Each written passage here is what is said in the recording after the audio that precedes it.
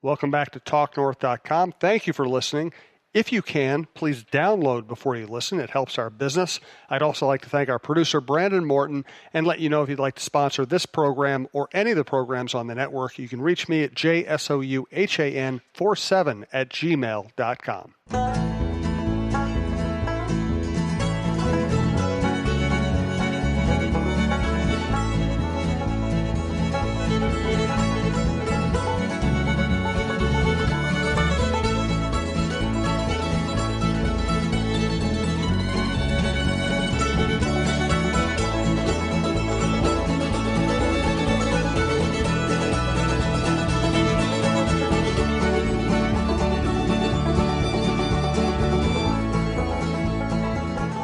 Welcome back to Dulono's in downtown Minneapolis. This is the Russo-Souhan Show. I'm here with my favorite hypochondriac, who is under the weather again. I know everybody's going to be shocked by that. What is it this time, Michael? I'm fine. Just saying, my head hurts. I spent all day at Starbucks drinking coffee. This is what you get for it. So. Have you taken anything for your ailments? A couple ibuprofen. We always talk about some caffeine. We always talk about the fact that a coffee company should really sponsor this podcast, but yes. I really think like a CVS or something might be right down up our alley. Yeah, that's a good point. And maybe you can even rent a room there. Pharmaceutical company. Yes. This is the Russo-Souhan Show. He's Michael Russo. I'm Jim Souhan. He works for The Athletic. I work for the Star Tribune. We are live at Dulono's, downtown Minneapolis, right by all the parking and walking distance to everything you would ever want to do in downtown Minneapolis. The official address, 118 North 4th Street, 612-767-9494. You can order online. You can order by calling. They have a huge delivery area that they map out on the website, DeLanosPizza.com. Happy hours, late night. They're open till 3 a.m. Great lunch specials with fried chicken now. Check out Dulono's Pizza. Look at that pizza that Chris got there. Holy moly. Chris got a good pizza. My wife's about to order. Vicky and Clyde are they try out something different every time, I think. Taco salad for Taco Vicky. salad and sandwiches. Like quesadillas. I love I have dietary restrictions, so I love the fact they have gluten-free pizza here. It's fantastic. It's my favorite pizza in town. All right. Let's start with the Koivu news, as big a bummer as it is. Yeah, just tell me about it. Well, just a bad break for the Wild and for Mikko, who turns 36 next month and was on pace to hit 1,000 games with 2 games left this season, and tears his right ACL and his meniscus, and that's usually a 6 to 8 month recovery at a minimum. I mean, we saw that Luke Cunnin, who is a lot younger than him, although the injury happened about 3 weeks later and they put off his surgery for a while. He had that last year, and they kept him out of training camp and things like that. So we'll see what happens with Mikko. But it's a huge for a team that's trying to make the playoffs to lose their shutdown center. I wrote about it in the story, but I mean, just coincidentally, when he sprained his left MCL in December. It happened right before they played Edmonton. They play Edmonton on Thursday. In that game, the Wild were clobbered 7-2. It was a second of a back-to-back, but Connor McDavid had 4 points. And the point of me writing that was the fact that he is your matchup guy that goes against the top centers in the NHL, and especially in this conference. And right now down the stretch, it's who takes that role. Right now, it's going to have to be Coyle playing the middle. This is time for Eriksson Ek to step up. He's coming back. They're going to have to. It's up to Boudreau, whose job is absolutely on the line after the season, to feel comfortable enough to give him ice time. And it's up to Eriksson Ek to finally show what he's made of. And if he doesn't, then it's time maybe to move on from him. But this is kind of put up or shut up time. For them. But suddenly, if you don't have Coyle up the middle, you're talking about Stahl, who's potentially on the trading block, Victor Rask, who we've already seen is not the fleetest of foot, Eriksson Ek and Eric Ferrer. That doesn't give you a lot of hope that this team can go on a long playoff run, let alone maybe make the playoffs. So this is going to be kind of interesting to see how the team handles this, and then potentially over these next 10 games before the trade deadline, how Paul Fenton reacts to this. If he thinks that this team can't go on a long playoff run even if they make the playoffs, does he start selling off assets? We'll see. I just noticed, by the way, Michael, somebody put something down next to me as we started the show, and I was reading off my screen. I didn't notice. One of the fine workers here at Dulono's dropped you off a 18-gallon tub of aspirin, and I think they're suggesting you take all of it. Nice, yeah. They take care of you here. Yeah. Thank you to Dulono's and our other sponsors, Twill in the Edina Galleria, Fixology Repair, Mall of America, and Downtown in the Skyway. Tony Hoaglund, your State Farm agent in Champlin. Also check out SodaStick.com for their basketball and hockey stuff. SodaStick sponsors the basketball show on this network with Michael's colleague, John Krasinski. Thanks to our producer, Brandon Morton. Please download before you listen. Follow us at Talk North Pod on Twitter. And if you'd like to advertise with us, you can reach the Talk North Podcast at gmail.com. Also, we have a mic here for live questions. You know how it works. Come up at any time. I also know the roads are really bad tonight, so thank you for risking your lives to come out tonight. We do appreciate it. I know that I had trouble getting here, and I live about 5 minutes away. So what are the dominoes that fall because of the Mikko injury? What else are you going to be looking at with this team? Well, again, I think off the hop here, Charlie Coyle will stay at center with probably Cunnin and Parisi. I think Zach Parisi would have an absolute heart attack if tomorrow night against Edmonton he's starting off playing with Rask or Erikssonek. I think he wants to play with Charlie right now, and he's playing. He played great with Charlie really before. Yeah. They were on the end at the end of that run. Cunnin and Parisi were absolutely Coyle, Parisi, and Cunnin were absolutely a defensive liability. Though they were on the ice for like 11 goals in like a 4-game stretch or something. So they've got to play both ends of the ice and not get completely greedy when it comes to creating offense and things like that. To me, for the Wild right now, it's just how does Erikssonek play? Does Victor Rask improve his game? I thought he was absolutely awful against Buffalo. I mean, in every way. And this is coming off an okay game. The night before or the game before when he scored the tying goal with 3 minutes left in that game. So they need him to play better. And this is why you got him. So let's see if he can step up as well. But this is obviously a huge blow, and you just got to wonder how far you can go in the playoffs if you don't have centers that could check the other team's centers. I mean, if you're going up against a Winnipeg in the first round or Nashville in the first round, you need a shutdown guy.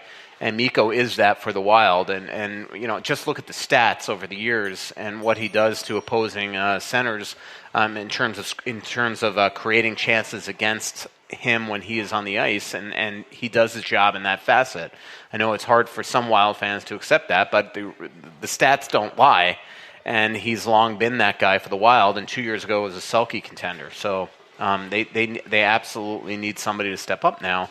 But again, in terms of the actual dominoes, if over these next 10 games they do fall apart, or Paul Fenton just looks at this team and says, you know what, we're either not going to make it or there's just no way we're going to go on a run, then all of a sudden he might make hard decisions. And he is absolutely considering what to do with this roster if he breaks it down. And I do think that with Jason Zucker's modified no trade clause coming into effect July 1, I think he would consider that at some point, whether it's now or this summer. And Mikhail Granlund, who is a year from needing to be re-signed, who is going to want significant money.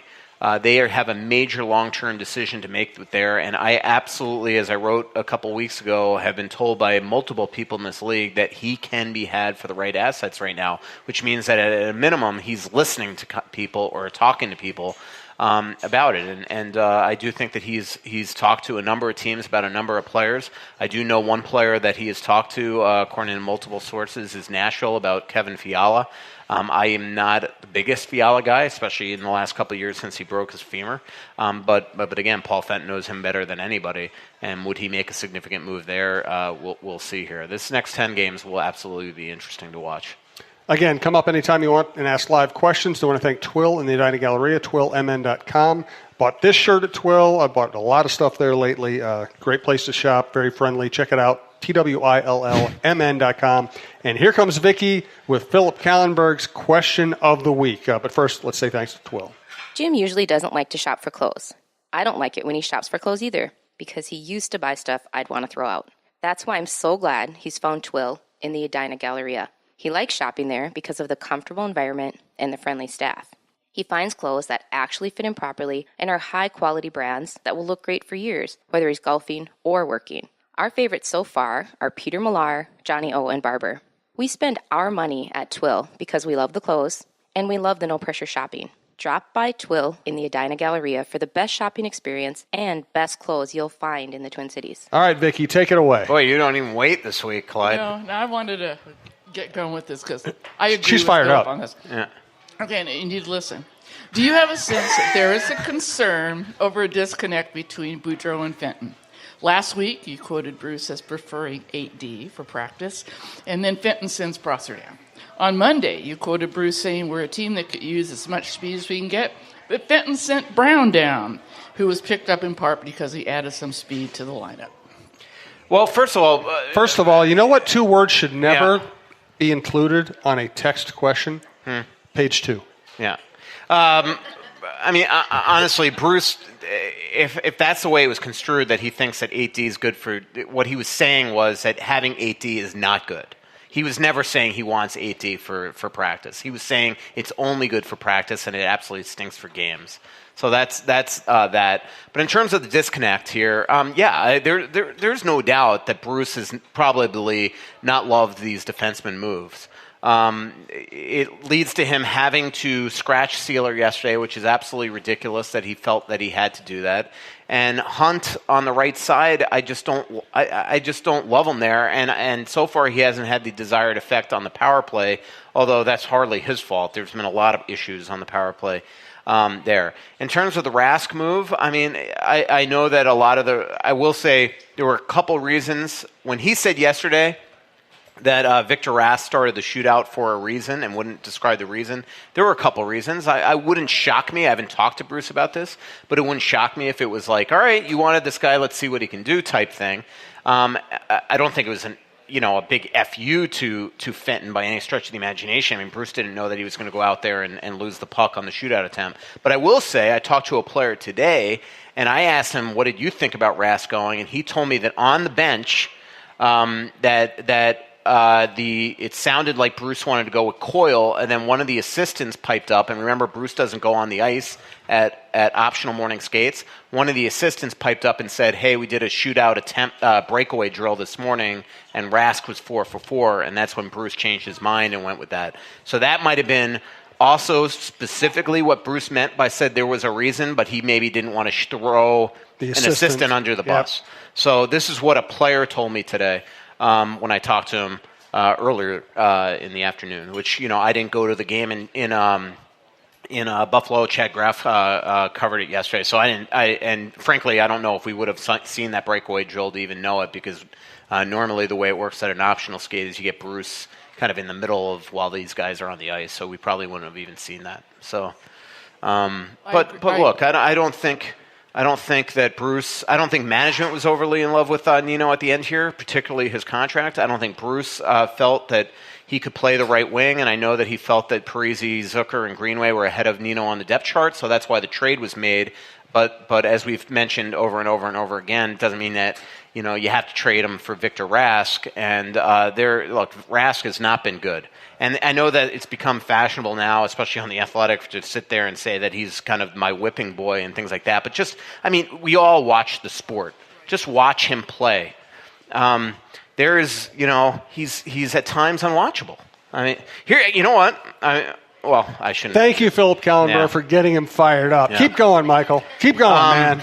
Here's something that the News and Observer happened to write earlier this year. This is Luke DeCock wrote this earlier this season. It was a screen capture sent to me yesterday, or about 5 days ago. This is earlier this season. Okay, if new owner Tom Dundon, I think that's how you pronounce it, wants to win over fans, he ought to be handing out $5 bills at the end of every flaccid Victor Rask shift in apology. And there are only 4 more years to run on the long-term contract Francis gave Rask for apparently no reason. So it's not just me that sees this, okay? That's just the reality. And last night, optically, just look at the last shift of the second period. Watch that shift alone and watch just Victor out there. And then the one shift that bothers me still is look, I get it. That shift that on the second goal was a collective mess up by a lot of different people. Patterin is the one that left his position to, I don't know if he thought he was covering for Boteto or what, but the fact that Rask saw this and decided to direct traffic rather than doing what has been long his MO and not working hard. And instead of